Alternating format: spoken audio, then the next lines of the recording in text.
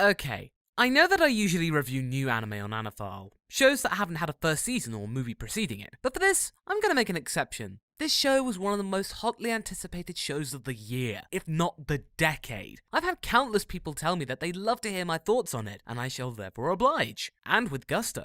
The tale of a girl who was on the ropes, educationally speaking, getting a new lease of life and a sense of duty in a world filled with pretty-looking people and powerful crystals. A cornucopia of delights for any young girl to feast on, not to mention a gateway for anime fans throughout the world, at least in its original guise. Yes, it's the classic anime franchise in its 2014 suit, Pretty Guardian's Sailor Moon Crystal. One of the first anime series I watched was the 1992 series of Sailor Moon. My family had recently got satellite TV and I came across this show at the same time as Samurai Pizza Cats. Me being 12 years old and afraid/unfamiliar of girls at the time, I was left mesmerised and slightly captivated. Before I got caught watching it by my dad, then you could throw embarrassment into the mix. Suffice to say, the story of Usagi Tsukino saving the day against the evil forces of Queen Beryl and a band of pretty men was one that slowly begun my journey into the world of Japanese animation. I can confidently say that thousands of people reading this article will agree that Sailor Moon played some part in their anime initiation. So what's different with the crystal version? Is it like the Pepsi crystal of old, the same taste but prettier packaging? Well, for the most part, yes. I'll cover this more later, but for those who aren't familiar with the story, here's a brief recap. Usagi Tsukino is a 14-year-old girl who is failing at school. She stumbles across a magical being called Luna who has taken the form of a cat, who is looking for the Moon Princess, the powerful deity who can help retrieve the legendary silver crystal. You'll hear this phrase a lot when watching. And keep it out of the hands of evil Queen Beryl. Along the way, she will acquire new allies in the form of fellow guardians who each have their own celestial powers related, albeit tenuously, to planets of the solar system, as well as the suave and elusive enigma that is Tuxedo Mask. Together, they act as Earth's defense against the Kingdom of Darkness. Oh yeah, and they fight monsters every episode. That's pretty much the gist of the narrative, really. It's a very simple story to get your head around, but that's not a bad thing. In fact, it's quite refreshing. This new iteration of the tale is a more faithful adaptation of Naoko Takeuchi's manga instead of being a simple touch-up job. It's more of a Full Metal Alchemist Brotherhood than a Dragon Ball Kai if you want comparisons. In fact, this is what the latter should have been, a complete refresh and reanimating process. But I digress. Sailor Moon Crystal is going to be 26 episodes long at the time of writing this review, with a possible chance of more of the story being adapted later on. Toei Animation has a year to make up their minds, Toei being the animators of both the original and new versions,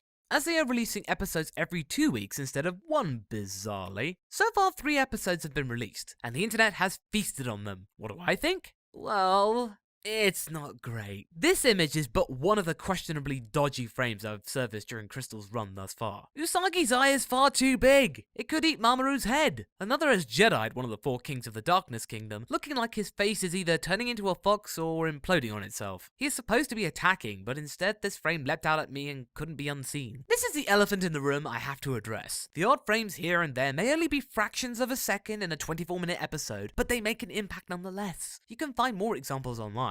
I know the original show wasn't the prettiest at times, but it was the more consistent. Perhaps the animators should have taken more care with such a sensitive IP. Any imperfection will be called out. That's all I'll say on the matter. It's been addressed many times before, and shall be addressed many times after this post. And so I've added my 2 pennies, and I shall move on. I will congratulate the show for looking pretty when it chooses to not futz up the drawings. The show feels like it has a budget, and a real budget at that. That's what over 20 years of merchandising gets you. However, I couldn't help shaking off an odd feeling I had when watching this. I assessed this show like I'd never seen Sailor Moon before. The previous version never existed. I found myself unable to engage with the story. Sure, the artwork was well composed and the pastel backdrops were fresh, but I felt a little cold and irritated with Usagi. She got on my nerves. I felt as if there was a mismatch in the performance and the visuals. Things didn't seem as endearing as I had expected. True, the show has been brought into the 21st century, but it's lost some of its charm along the way. There are some touches which save the day though as regards to the character introduction. I did get more of a feeling that Army and Ray, Sailor Mercury and Sailor Mars, were real people, and their lonely lives were treated more carefully than in the original. Emotional sensitivity is superior in Crystal. After watching, I thought back to the original version and felt more in touch with that one. I am fully aware that this new version is the more accurate interpretation of Takeuchi's vision, and that there is more to come over the next few months, but the whole 2 weeks per episode gimmick is a little arrogant in my opinion. It feels like Toei and friends are making people wait and clamour for more. If they were fans of the show then, they won't mind waiting, and therefore the hype train gathers momentum. This train is further fueled by mothers around the world who grew up with Sailor Moon, who have daughters now, and they can share the excitement with them. I will give it credit there for bringing families closer together in some way. In essence, this refresh is an excellent exercise of money spinning, appeasing Naoko Takeuchi, the original creator, and keeping her relevant in the modern age. She has done very little other work after Sailor Moon and Sailor V, not that she'd need to.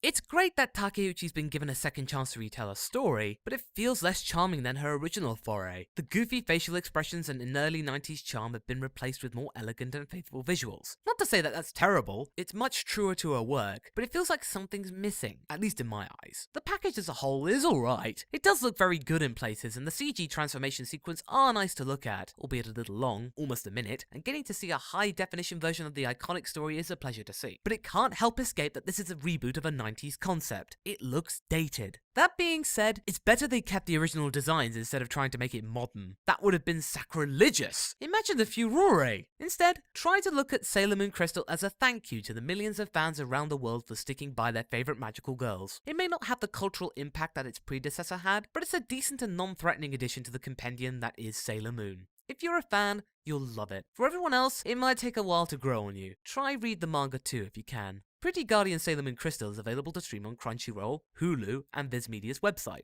My rating? Continue. It may not be a redefining of an icon, but it's harmless yet slightly flawed fun. If you like what you heard, please visit my Patreon campaign to help grow Anifile at patreon.com/MasakoX, or follow me on Twitter at MasakoX.